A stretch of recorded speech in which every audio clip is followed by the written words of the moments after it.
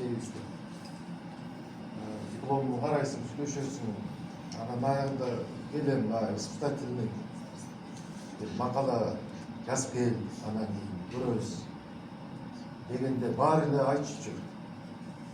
Тема бериңиз деп. Анан мен мындай жооп берчүмүн да. Эгерде биз темаларды же идеяларды билсек, бизге эч кандай жаңы журналисттердин кереги жок койчу, өзүбүз эле баарын жазып иштей бермекпиз деп.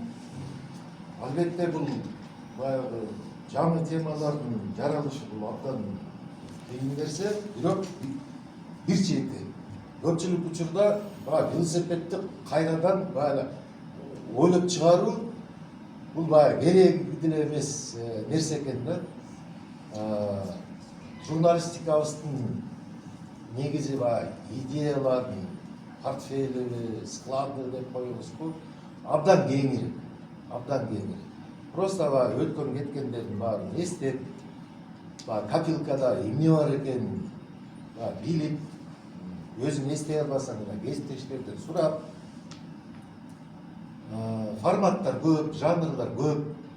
Эң негизгиси каармандар андан да көп. Анткени биздин убактыбыз азыр абдан динамичный болуп атпайбы? Жашоо өзгөрүп атат, эл өзгөрүп атат. Жашаган жерлерин алмаштырып атат, кесибин алмаштырып атышат. Журналисттер болгону адамдарга жашоого болгон кызыгуусун жоготпош керек да.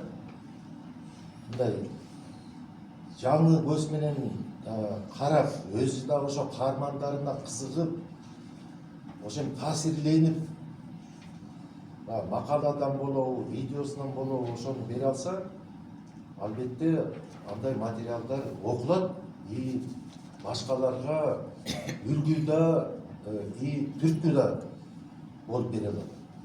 Баарыбыз ушундай оң мисалдарда чоңоюп киши болдук, ачыгын айтканда. Мен деле андай мисалым бар. Мен ошо чоңдордун билим алуу маселесине бала кезимден аралашып жүргөм. Эмне үчүн дегенде, эсиңердеби, экономфактын жанында номер 15 деген кечки мектеп бар болчу. Школа рабочей молодежи. Школа рабочей молодежи деп. Мен мамам о жакта сабак берчү. Азыр ойлоп көрсөм, ошондо ал 30 жаштардын чамасында окшойт. Мен алып барат да кечкисин сабактарга. Ооба. Анан кийин ошонун баарын эстеп жүргөндө окуучулар жок дегенде жартысы мамамдан улуу адамдар экен да. 30-тан ашкан, 40-тан ашкан, 50-ге барып калган адамдар болчу. Ар кандай себептер менен бирөө карьера жасайм дейт. Карьера үчүн диплом керек, диплом үчүн мектептин аттестаты керек. Бирөөлөр чындап эле окуп, жаңы кесипке ээ болуу деген ниеттер менен келишчү. Азыр деле ошондой уланып атат. Мындай алыска барбаш үчүн кесиптештер билет. Мен акыркы иштеген жерим Интерньюс эл аралык медиа уюм болчу. Анын жетекчиси Элина Каракулова деген. Анан ошо Элина эмне кылды? Жана ким айтып атпадыңызбы, онлайн окутуу дал ошол жана пандемиянын учурунда күч алган деп. Ошо как раз баарыбыз баягы локдаундун убагында үйдө отуруп калганда көрсөк, ошо Элинабыз, жетекчибиз, превентивдик медицина деген эме тармак боюнча онлайн окуп диплом алып алды. Ал эмнеге алып келди? 2-3 жылдан кийин мына Акипресс деген алдыңкы медиалардан баштап журналист болуп, нечендеген медиа уюмдарды жетектеп, карьерасы укмуш тимле тоого баратканда өйдө журналистикадан да кетип, медиадан да кетип, азыр ошол превентивдик медицина боюнча адис. Элина Каракулова.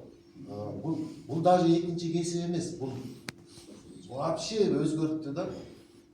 Эсин да өзгөрттү, жашоосун да өзгөрттү. Азыр Инстаграмына, Фейсбугуна кирсеңер, анын мисалы вот таасиринде да, чындап эле. Анан дагы экинчи жагдай, экинчи, үчүнчү кесиптер жөнүндө айтканда тил маселеси. Аларымыз тилинде жакшы билет. Азыр Кыргызстанга, Бишкекке жөн конок болуп келет. Бир жылда бир эки жок. Анткени ушунчалык востребованный болду. Анын клиенттери, пациенттери жадан эле кыргызстандыктар эмес, бүт дүйнө жүзүндө. Тил билгендин таасири. Ооба. Биринчиден тил билет, экинчиден жаңы диплом алып, жаңы адистикти, тармакты өздөштүрүп алды. Андай мисалдар көп. Мына кече эле жарандык активист болуп, мегафондор менен чуркап жүрбөдү беле улан Ишевин деген жигит, энебиз. Азыр ошо ат башыдан чыгып, нарын жакта туристтер үчүн сонун конок үйүн, отель, айылдык отель ачып алды. Өзү да багып атат, жарты айылын дагы багып атат. Анысы да бар.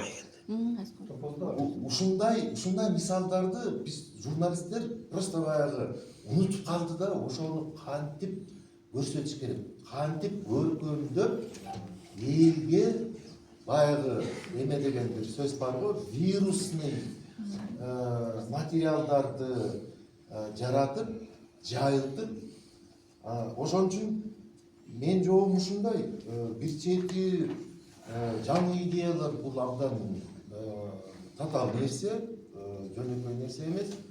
Бирок башка жагынан караганда андан оңой нерсе жок. Ушундай мындай парадокс чын эле бар. Журналисттик биздин ишибиздечи. Буну жөн гана коркпостон и унутпастан. Биз баарыбыз эле саясат деп эле чуркап, бүгүн баланча саясатчыны отургузду, түгүнчө саясатчыны түрмөдөн бошотту деп эле ушинтип эле кур саясат менен чуркап эле, анткени ал оңой да. Ал оңой. Ойлонбосоң да болот, пресс-релиздер даяр. Тиги мамлекеттик органдардын жана пресс катчылары өздөрү жазат. Өздөрү даяр. Мен только сайтыма коюп кой деп. Мына